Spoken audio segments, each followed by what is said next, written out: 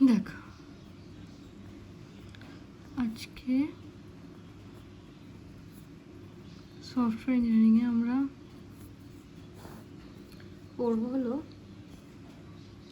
আগে আমরা লাস্টে মডেলগুলো কী কী পড়েছি, আমরা মডেলগুলো পড়েছি হলো কী কী বল, আমরা পড়েছি ওয়াটারফল, তারপরে ইটারেটিভ ওয়াটারফল পড়েছি, আর কী কী পড়েছি, আর পড়েছি আমরা হচ্ছে প্রোটোটাইপিং মডেল পড়েছি, এভলিউশনারি মডেল পড়েছি, তাই তো।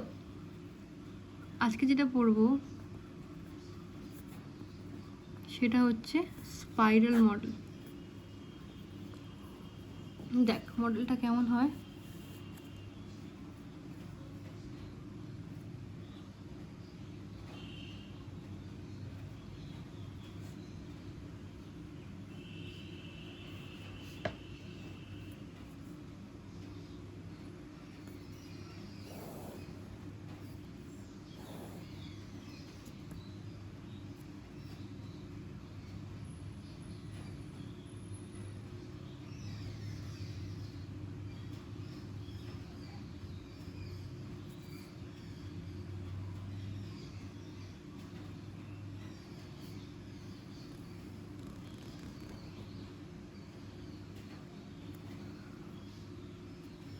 দেখ আমি একবার একটু লিখেই নিই, তারপরে বোঝাচ্ছি।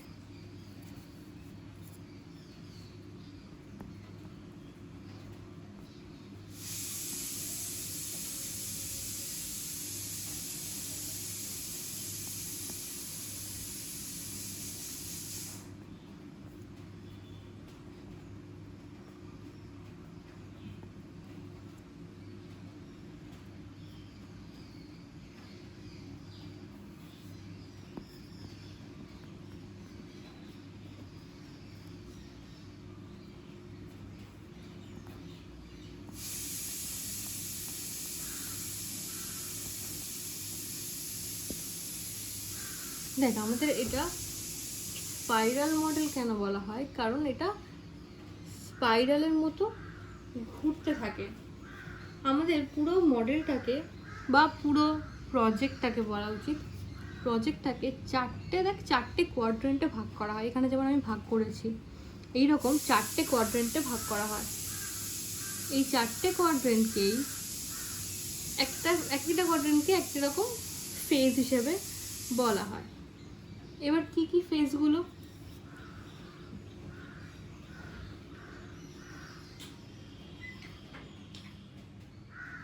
ফেজগুলো হলো, দেখ নাম্বার 1 ফেজ যেটা, সেটাকে আমরা বলছি প্ল্যানিং। ফার্স্ট কোয়াড্রেন্টটা তার মানে আমাদের হচ্ছে প্ল্যানিং। যেটা সেকেন্ড, সেটাকে বলছি রিস্ক অ্যানালিসিস। নাম্বার 2 যেটা থার্ড, সেটাকে কি বলছি, সেটাকে বলছি আমরা ডেভেলপ বলছি। আর ফোর্থ যেটা, সেটাকে বলছি ইভ্যালুয়েশন। দেখ তাহলে যদি আমরা ফার্স্ট থেকে যাই, ফার্স্টেরটা হচ্ছে প্ল্যানিং, তাই তো। প্ল্যানিং বলতে যেটা বলা হচ্ছে সেটা হলো ডিটারমিন অবজেক্টিভস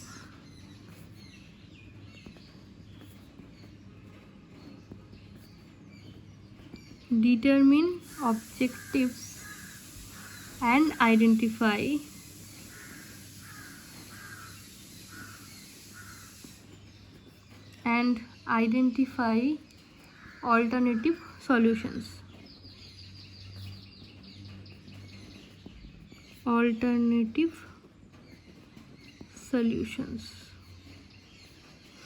তাহলে প্ল্যানিং ফেজ যেটা বা কোয়াড্রেন্টটা, সেখানে কি করা হচ্ছে, সেখানে প্ল্যান করা হচ্ছে যে প্রজেক্টটা নিয়ে কি কি করা হবে। এবার দেখ তাই জন্য বলছে যে প্ল্যানিং ফেজে আমরা কি কি করি, প্ল্যানিং ফেজে আমরা করি ডিটারমিন অবজেক্টিভস। এবার অবজেক্টিভস বলতে কি, অবজেক্টিভস বলতে ধর আমি যে প্রজেক্টটা কাজ করবো বলে নিয়েছি বা নিতে চলেছি, সেই প্রজেক্টটাতে কি ফ্যাক্টরস আছে। অবজেক্টিভ বলতে এখানে কি ফ্যাক্টরস বা যেগুলোকে আমাকে মেনলি করতে হবে, মানে ধর চারটে মানে মেইন 4টে পয়েন্ট কি মেইন 5টা পয়েন্ট, যে পয়েন্টগুলোতে আমাকে অ্যাকচুয়ালি কাজটা করতে হবে, সেটাকে আমরা অবজেক্টিভস বলি।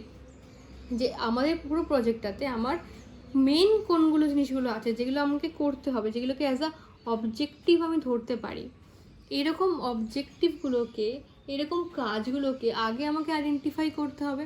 কারণ ওই অবজেক্টিভসগুলো না জানলে আমি তো বুঝতে পারবো না যে আমাকে এক্স্যাক্টলি কী কী করতে হবে বা কী কী পারফর্ম করতে হবে। তো ওই অবজেক্টিভ যেটা রয়েছে বা যতগুলো রয়েছে সেগুলোকে ডিটারমিন করা খুব দরকার।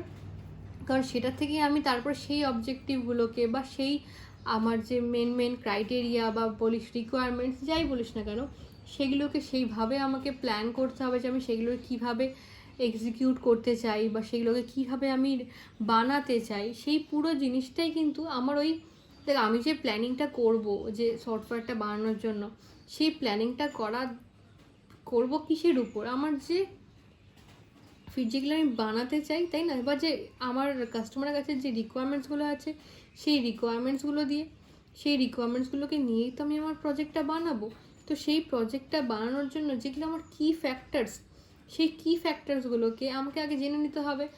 তাহলে কারণ ওটা জেনে রাখলেই আমি আমার পুরো ক্লিয়ার একটা ধারণা পাবো যে আমাকে ঠিক কী কী করতে হবে বা আমার কাছ থেকে কি এক্সপেক্টেড আছে, কাস্টমার কী ঠিক চাইছে আমার কাছ থেকে। সেই জিনিসটা আমাকে বুঝতে হলে আমাকে কি ফ্যাক্টরগুলোকে সবার আগে জানতেই হবে। কারণ কি ফ্যাক্টর দিয়েই তুই প্রজেক্টটাকে বেসিক্যালি কী বলো যে মানে বেসিক্যালি প্রজেক্টটাকে ওইভাবেই ডিজাইন করা হবে বা ওভাবেই আমরা আরও এগোবো আর কি, কীভাবে কী করা যায় সেগুলো ভাববো। তাহলে কি ফ্যাক্টরসগুলো হচ্ছে একটা মেন পয়েন্ট, যে আগেই আমি কি ফ্যাক্টরগুলোকে দেখে নিলাম সব কটা রিকোয়ারমেন্টগুলোর থেকে যে এই জিনিসগুলো আমাকে বানাতে হবে। তাহলে কি ফ্যাক্টরটা আমার ডিটারমিন করা হয়ে গেল। এবার আমি করব আইডেন্টিফাই অল্টারনেটিভ সলিউশনস।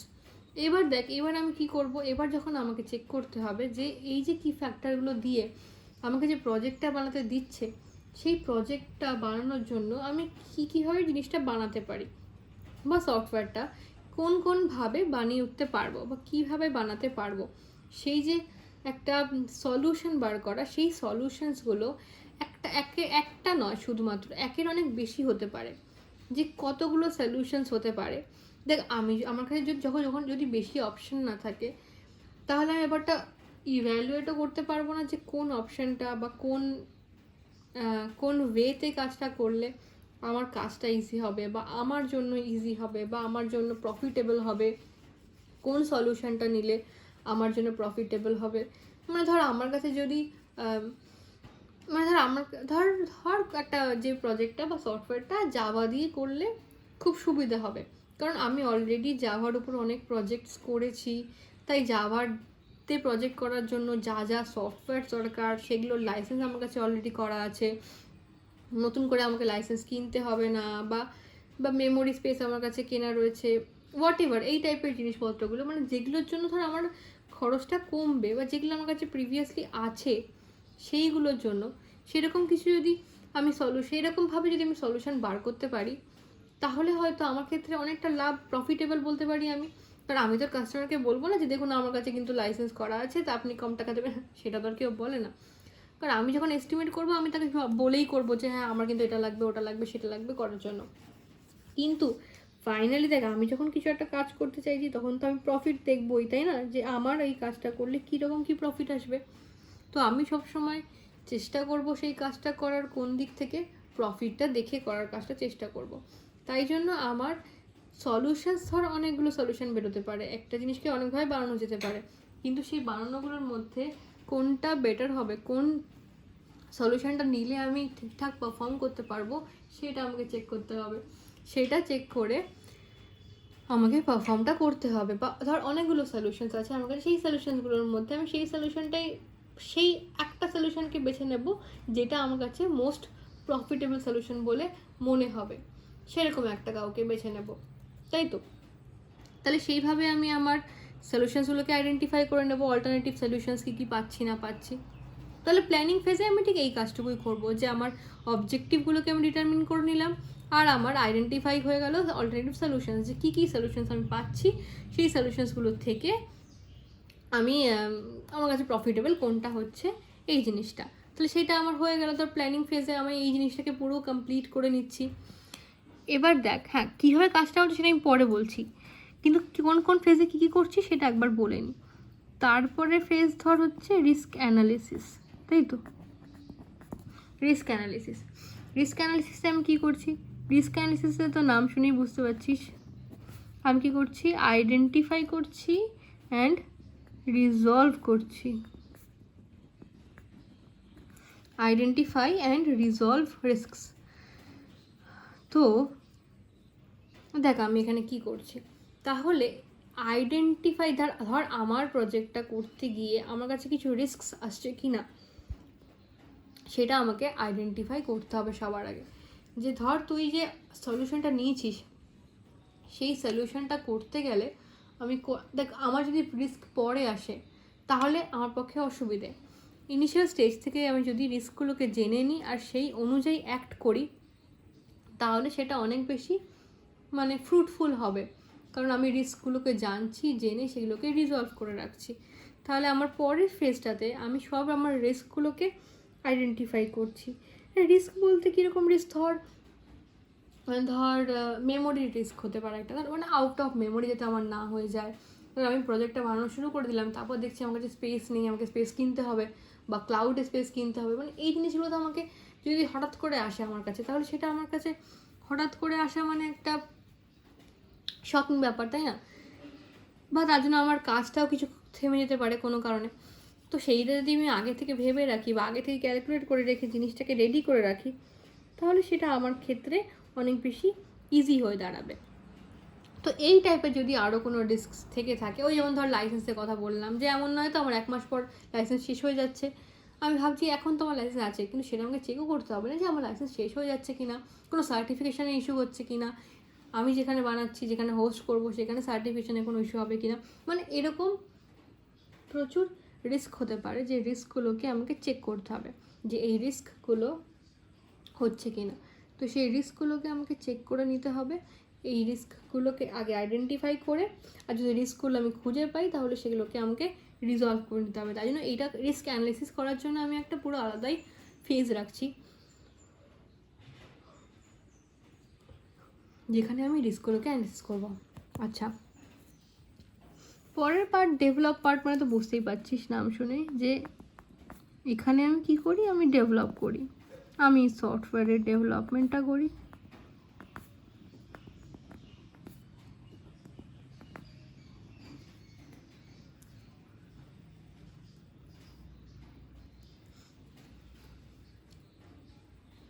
তাই তো, তাহলে এখানে আমি সফটওয়্যার ডেভেলপ পাচ্ছি, যা ধর মানে ডিজাইন করা বল কি কোডিং করা বল, সেই সব কাজগুলো আমি কোথায় করি, কোডিং করে সেগুলোকে টেস্ট করে সেটা টেস্ট মানে ইউনিট টেস্ট করো, তারপরে সেগুলোকে ইন্টিগ্রেট করে সিস্টেম টেস্টিং করো, পুরোটাই আমার ডেভেলপ ফেজের মধ্যেই পড়ছে। কারণ ডেভেলপ ফেজের মধ্যে মানে তুই সফটওয়্যারটাকে ডেভেলপ করছিস, সেই জন্য এই সব জিনিসগুলোই তোর ডেভেলপ ফেজের মধ্যে চলে আসছে। তাহলে ডেভেলপ ফেজের মধ্যে ধর তুই এই কাজগুলো করে রাখলি, যে পুরো সফটওয়্যারটা তৈরি হয়ে গেল ডেভেলপ ফেজের মধ্যে। তারপরে চলে যাচ্ছি আমি ইভ্যালুয়েশনে।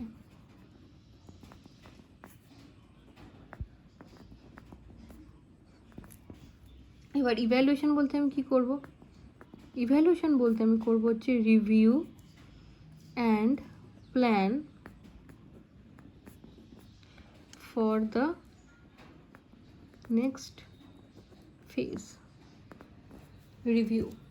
রিভিউ তো আমাকে করতেই হবে, কারণ আমি যখন যেটা বানিয়েছি, আমি যখন আমার প্রজেক্টটা বানাচ্ছি বা সফটওয়্যারটা বানাচ্ছি সেটা রিভিউ করতেই হবে আমাকে।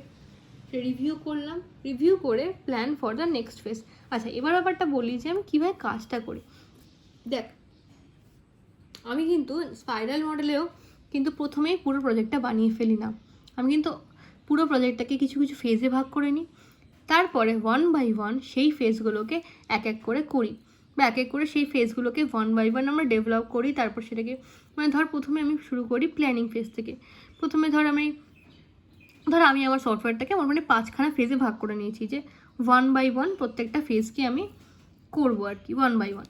তা ধর প্রথমে ফেজ 1 নিয়ে কাজ শুরু করলাম, তো প্রথমে আমি সেটার জন্য প্ল্যানিং করলাম, প্ল্যানিং করে তার জন্য রিস্ক অ্যানালিসিস করলাম, রিস্ক অ্যানালিসিস করে তারপর সেই ফেজ 1টাকে ডেভেলপ করলাম।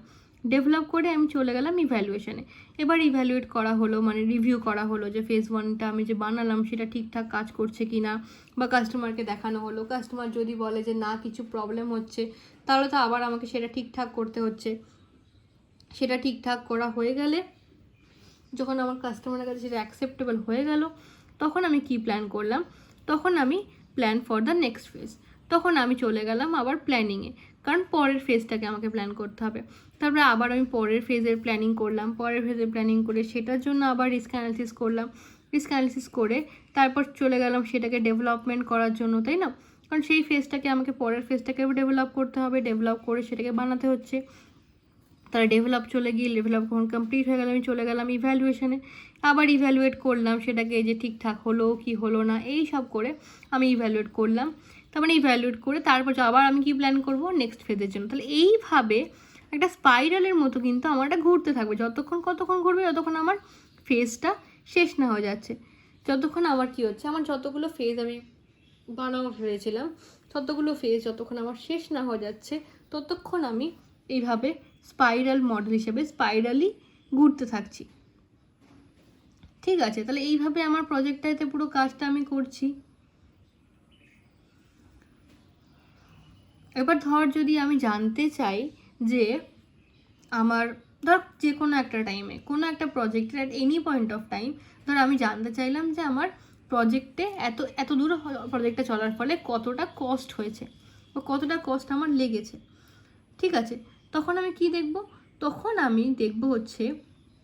আমি স্পাইরালটার জন্য রেডিয়াস বার করব। ঠিক আছে, স্পাইরালে কি করব, রেডিয়াস বার করব। কারণ স্পাইরালের রেডিয়াস দিয়ে আমি কী চেক করি, স্পাইরালের রেডিয়াস যদি তুই যে কোনো একটা পজিশানে যদি স্পাইরালটার রেডিয়াস বার করিস, তাহলে আমি বলতে পারবো যে ওই পয়েন্ট অফ টাইমে আমার কস্ট হয়েছে এত। কারণ এই রেডিয়াসটাই আমার কস্টটাকে ডিটারমিন করছে। ঠিক আছে,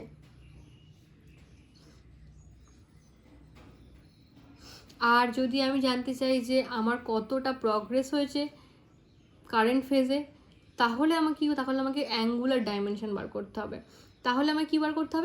অ্যাঙ্গুলার ডাইমেনশন যদি আমি বার করি, তাহলে আমি জানতে পারবো যে অ্যাঙ্গুলার ডাইমেনশন দিয়ে আমি কি ডিটারমিন করতে পারছি, কি রিপ্রেজেন্ট করতে পারছি, প্রগ্রেস, মানে প্রগ্রেস মেড সো ফার। এটাকে আমি কীভাবে রিপ্রেজেন্ট করছি, অ্যাঙ্গুলার ডাইমেনশন দিয়ে। তাহলে আমি স্পাইরালের ক্ষেত্রে কী করছি, স্পাইরালের জন্য যদি আমি রেডিয়াস বার করি, তাহলে আমার অ্যাট দ্যাট টাইম বা অ্যাট দ্যাট পয়েন্ট কস্টটা বেরিয়ে যাচ্ছে। আর যদি আমি অ্যাঙ্গুলার ডাইমেনশন বার করি, তাহলে কি আসছে বল, তাহলে আমার চলে আসছে যে আমার কারেন্ট ফেজে কতটা প্রগ্রেস হয়েছে সেটা আমি রিপ্রেজেন্ট করতে পারছি আমার অ্যাঙ্গুলার ডাইমেনশন দিয়ে। ঠিক আছে, তাহলে এই হলো গিয়ে আমাদের স্পাইরাল মডেল। আচ্ছা, নেক্সট মডেল আমরা যেটা করবো আজকে, কোথায় গেল মডেলটা, সেটা হচ্ছে কোকোমো মডেল।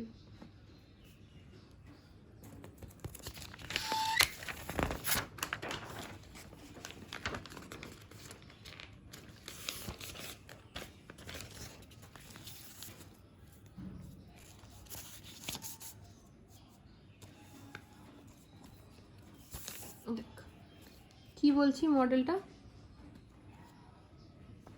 মডেলটা হলো কোকোমো মডেল। লিখে দিচ্ছি ব্যাপারটা আমি।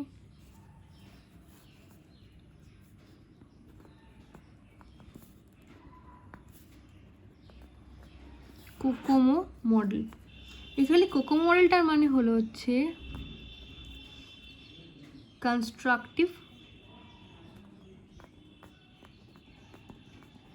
কনস্ট্রাকটিভ কস্ট এস্টিমেশন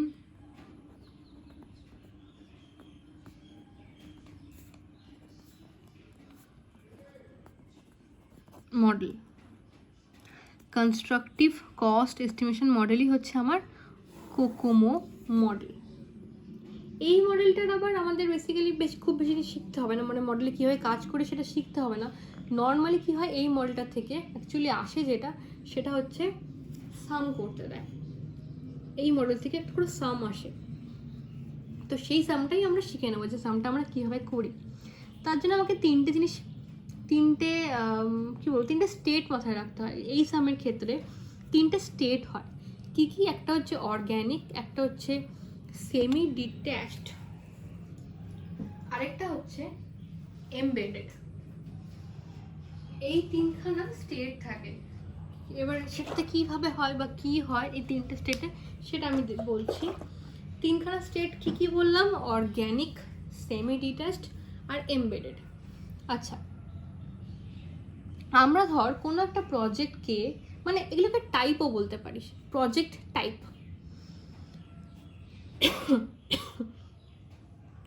যে ধর আমি কোনো প্রজেক্টকে অর্গ্যানিক টাইপ বলবো কখন?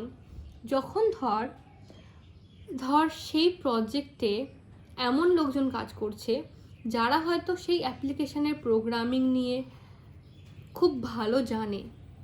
মানে ধর ওই প্রজেক্টে যে লোকগুলো কাজ করে তারা ওই প্রোগ্রামিং নিয়ে খুব ভালো জানে, আর প্রজেক্টের টিমটা খুব ছোট, আর সবাই হচ্ছে এক্সপিরিয়েন্সড মেম্বার্স। দেখ, কাজটা খুব ভালো করে জানে তার মানে তারা সবাই হচ্ছে এক্সপিরিয়েন্স মেম্বার্স, তাই না? Experience members. আর যে টিমটা কাজ করে সেই টিমটা, মানে ডেভেলপমেন্ট টিমের সাইজটা হচ্ছে স্মল। তাহলে এইরকম টাইপ অফ প্রজেক্টকে আমরা কি বলবো? অর্গ্যানিক প্রজেক্ট বলবো। ঠিক আছে, তারপরে আসছে কি? Semi detached. এখানে বলতে পারিস যে এখানে হচ্ছে একটা মিক্সচার। এইখানে টিমে ধর এই টিমের মধ্যে যে লোকগুলো থাকে তারা ধর মানে এক্সপিরিয়েন্সড আর ইনএক্সপিরিয়েন্সডের মিক্সচার থাকছে। তার মানে কিছু ধর এক্সপিরিয়েন্স লোক থাকছে, কিছু ধর ইনএক্সপিরিয়েন্স লোক থাকছে। তো তাদেরকে ধর ইনএক্সপিরিয়েন্সড লোকদের আমাকে শিখিয়ে নিতে হচ্ছে, বাট যেহেতু এক্সপিরিয়েন্স লোক আছে তাদের অসুবিধা হচ্ছে না, কারণ তাদেরকে শিখিয়ে দেওয়া যেতে পারছি সেই জন্য। তাহলে এই টাইপের টিমটাকে বা এই টাইপের যে প্রজেক্ট তাকে কি বলছি আমি? Semi detached type.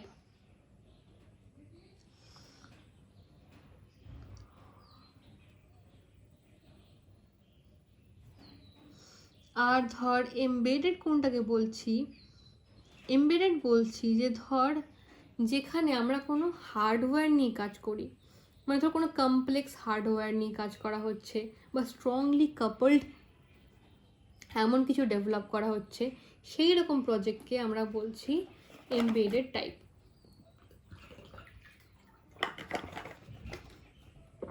ঠিক আছে, তাহলে এই হলো তিনটে টাইপ।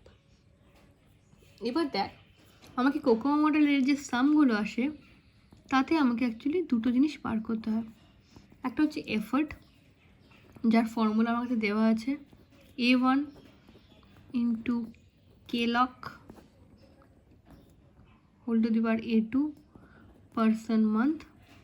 আরেকটা বের হয় TDEV, মানে development time, B1 into effort to the power B2 months.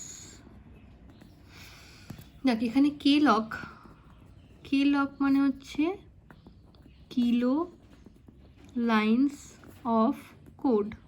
ঠিক আছে, KLOC মানে হচ্ছে কিলো লাইন্স অফ কোড। তাহলে আমাকে ধর বলে দিয়েছে ফর্মুলা, এই ফর্মুলাতে ফেলে দিবি। এবার দেখ, যেটা এখানে দরকার সেটা হচ্ছে এই A1 A2 আর B1 B2, এই ভ্যালুগুলো আমাকে দরকার, তাই না, এই ফর্মুলায় ফেলার জন্য। এবার এই ভ্যালুগুলো আমার কাছে আছে, কিন্তু ব্যাপারটা হচ্ছে আমাকে সেগুলোকে মনে রাখতে হবে, কারণ অর্গ্যানিকের জন্য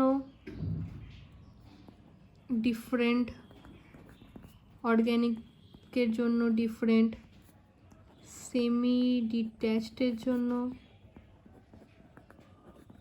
ডিফারেন্ট, এমবেডেডের জন্য ডিফারেন্ট।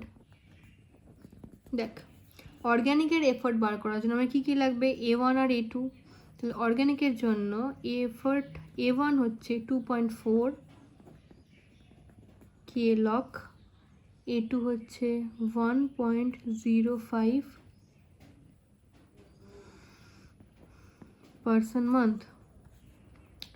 আচ্ছা, সেমি ডিট্যাচের জন্য হচ্ছে 3.0 KLOC 1.12% month, এমবেডেডের জন্য 3.6 KLOC 1.20% month। তাহলে এইটা কিন্তু আমাকে মনে রাখতে হবে।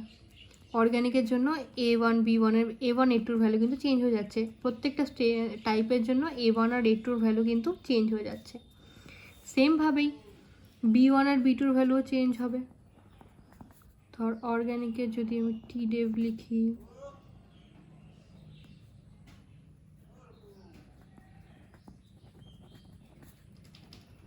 সেমি ডিটেস্টের জন্য TDEV লিখি,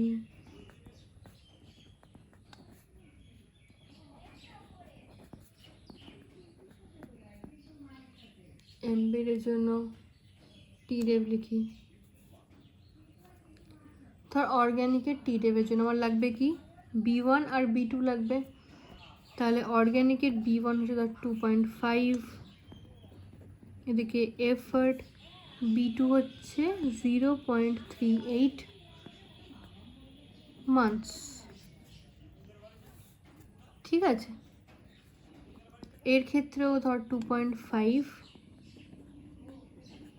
এফার্ট 0.35 মান্থস।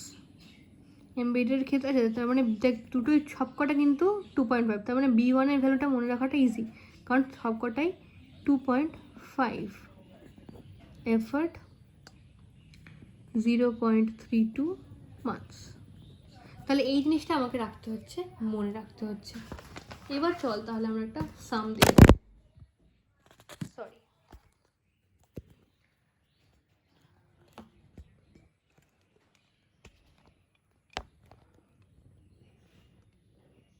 আচ্ছা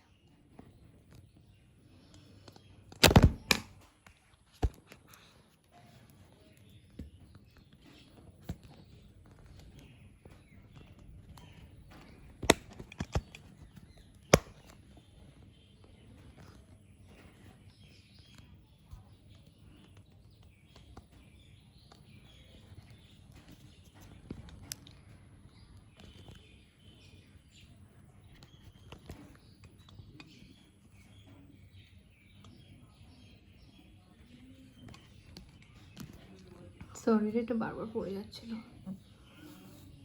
আচ্ছা, এবার যেটা করবো আমি, ধর আমি একটা সাম লিখছি। সামটা কি বলা হচ্ছে, assume that size of an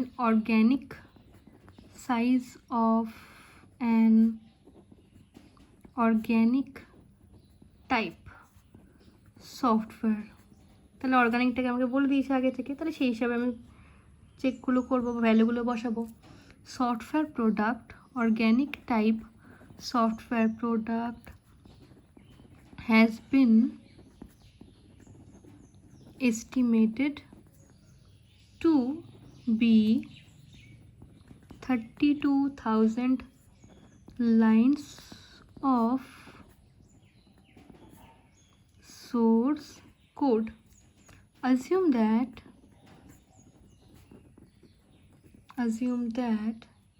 the average salary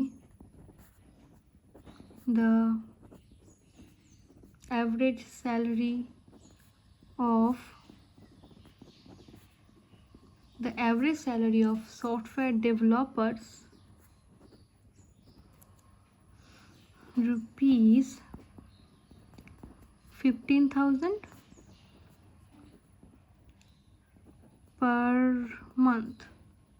ঠিক আছে, বলছে determine the effort required and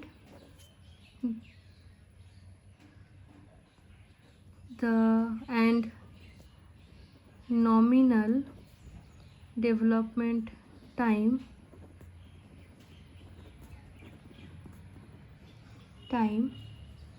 and the cost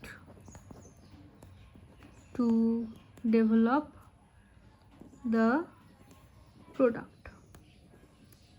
ঠিক আছে, দেখ তাহলে কোশ্চেনটা কি বলেছে, assume that size of an organic type software product has been estimated, তাহলে অর্গানিক টাইপ বলে দিচ্ছে, তাই তো। আচ্ছা, estimated to be 32,000 lines of source code, তাহলে সোর্স কোডের কত লাইন্সে সেটা বলে দিয়েছে। আচ্ছা, assume that the average salary of software developers হচ্ছে 15,000, অ্যাভারেজ স্যালারি বলেছে। Determine the effort, nominal development time আর কস্ট, তাহলে এফার্ট বার করতে বলেছে, ডেভেলপমেন্ট টাইম আর কস্ট বার করতে বলেছে। তাহলে আমরা করে ফেলি। দেখ, তাহলে আমাকে প্রথমে যেটা বলেছে সেটা হচ্ছে আমাকে লাইন্স অফ কোড বলেছে, তাই তো।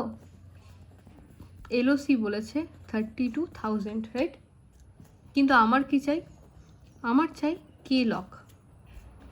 তার মানে এটা কিন্তু আমাকে কনফিউজ করার জন্য দেয়, কারণ নর্মালি লোকে কী করে 32,000টাকেই ওইখানে বসিয়ে দেয়, বাট না, that is line of code. But আমার চাই কে লক, যেটা হবে কত 32। তাহলে আমি যদি এবার এটাকে এফার্টের ফর্মুলায় ফেলি, এফার্টের A1 হচ্ছে 2.4 ইন্টু কে লক হলো 32, আর A1 হচ্ছে, এটা হচ্ছে A1, এটা হচ্ছে A2, তাই তো। A2 হচ্ছে 1.05, তাহলে এটা ক্যালকুলেট করলে আসলো আমার 91% মান্থ। ওকে, 91% মান্থ, তার মানে আমার কাছে 91খানা পার্সন লাগে প্রতি মাসে কাজটা করার জন্য। এবার বলেছে ডেভেলপমেন্ট টাইম বার করতে, তাহলে নমিনাল